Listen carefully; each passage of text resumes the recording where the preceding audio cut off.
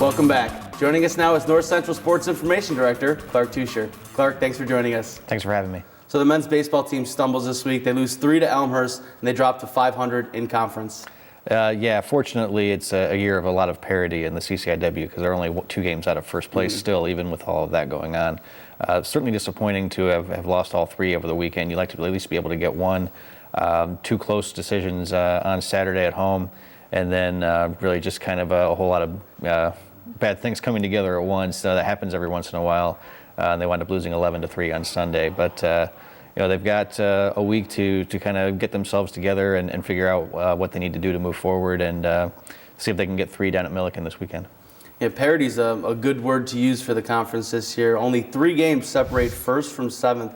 Have you ever seen a conference race this close going down to the wire?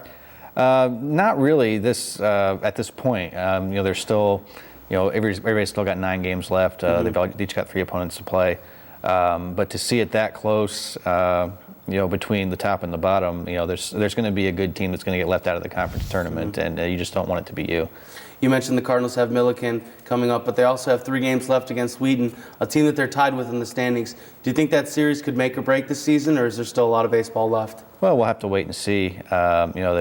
They had last series of the year against North Park, which is leading the conference right now. That could also be pretty pivotal in terms of the seeding for the conference tournament and who gets in and who doesn't. The Wheaton series is always a very competitive one. They've got a lot of offense, so it's going to be a real challenge for a pitching staff that's done very well this season. And moving on, the women's track and field team just keeps continuing to take down conference opponents as they take the title in the Don Church Twilight Meet at Wheaton College on Saturday, taking down a number of CCIW competitors.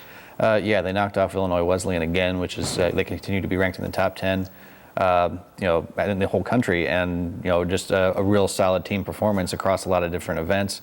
Several of the top competitors improving their performances and improving their standings in the national rankings. Still kind of on the bubble in several events in terms of feeling like they can be pretty confident in a qualifying mark for nationals, but there's still a lot of competition yet to be had. So I think they like where they're at right now. Yeah, you mentioned Illinois Wesleyan was one of those schools they beat. They were 9th last week, and they beat them by 6.5 points. 7th this week, beat them by 3 points. So they're not beating them by a lot, but at least they're taking them down. Yeah, they're about one good meet away from getting into the top 25 themselves, which would be well deserved. They've been competing very well for several weeks now.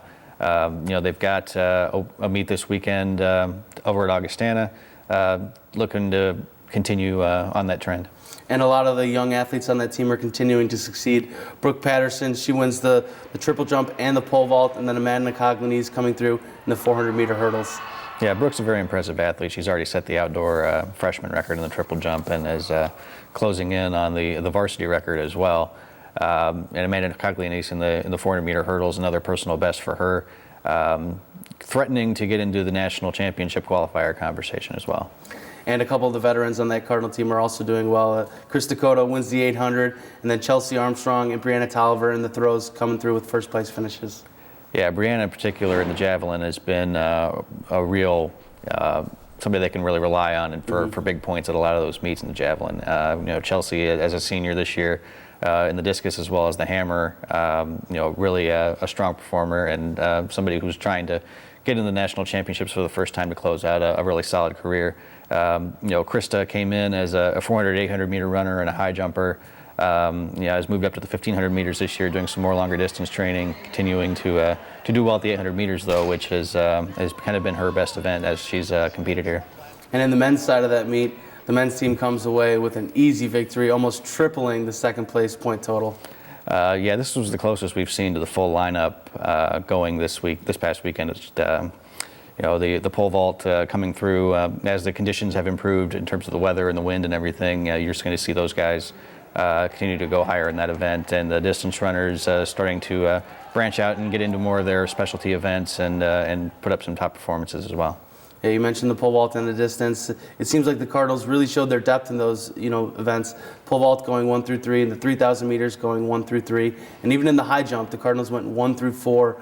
You said it that this is the first we've seen almost of their full lineup. What does that say about the depth of this team moving forward? it says that it's very evident in a lot of different areas. How well that's going to translate to success at the national championship level, we'll have to wait and see. But certainly in terms of how they look going into a conference championship in a few weeks, things are looking very favorable for them to win it again. A lot of events that the Cardinals have a lot of depth in, but if you had to pick, one or two events where the Cardinals could use a little bit more, where do you think that would be?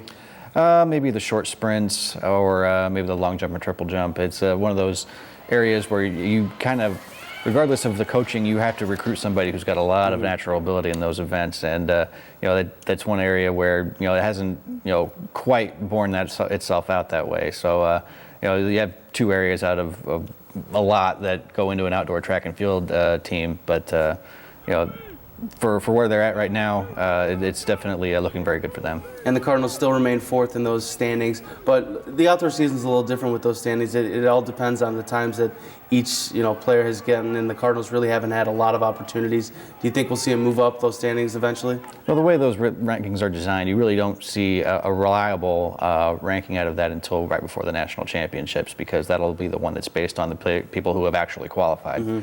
Right now they're basing things off not only what's happened this season, but what people have done last season. So as the season moves forward, you'll start to see that take shape a little better in terms of what teams can expect to do well at the national championships. And typically it holds pretty close to form once that last ranking comes out. Well, we look forward to watching the season progress. Clark, thanks so much for joining us. Thank you.